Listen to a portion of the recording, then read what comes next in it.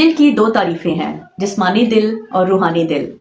ایک لفظ دو معنی۔ جب قرآن قلب کہتا ہے تو یہ دو چیزوں کی طرف اشارہ کرتا ہے۔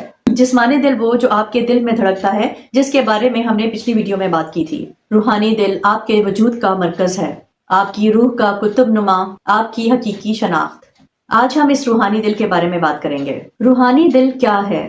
قرآن کی نظر میں روحانی دل وہ مقام ہے جہاں رہتی ہے اخلاقی شعور، صحیح اور غلط کو جاننا، ضمیر کی آواز، نیکی اور بدی کا فرق، سچائی کو پہچاننا، اللہ کو محسوس کرنا، حق اور باطل میں تمیز، سمجھ اور حکمت، صرف معلومات نہیں فہم، صرف ڈیٹا نہیں بصیرت، صرف علم نہیں حکمت، ارادے اور نیت۔ سورہ حج میں اللہ تعالیٰ فرماتا ہے أَفَلَمْ يَسِيرُوا فِي الْأَرْضِ فَتَكُونَ لَهُمْ قُلُوبٌ يَعْقِلُونَ بِهَا أَوْ آذَانٌ يَسْمَعُونَ بِهَا۔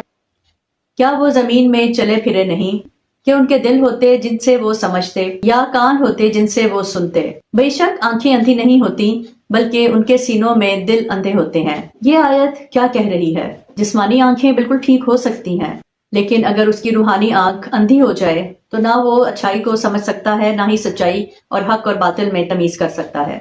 قلب سلیم کیا ہے؟ صحیح دل، شرک سے خالی دل، سلامت دل، شکوک و شبہات سے محفوظ، مخلص دل جو صرف اللہ کے لیے دھڑکے۔ ہدایت کیا کہہ رہی ہے؟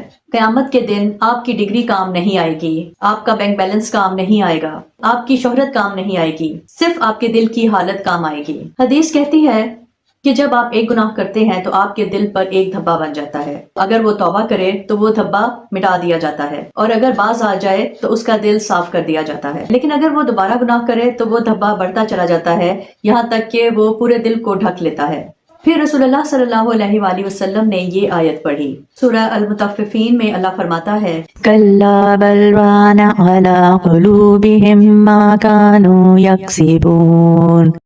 بلکہ ان کے دلوں پر زنگ چڑھ گیا ہے ان چیزوں کی وجہ سے جو وہ کرتے ہیں۔ قرآن مختلف قسم کے دلوں کا ذکر کرتا ہے۔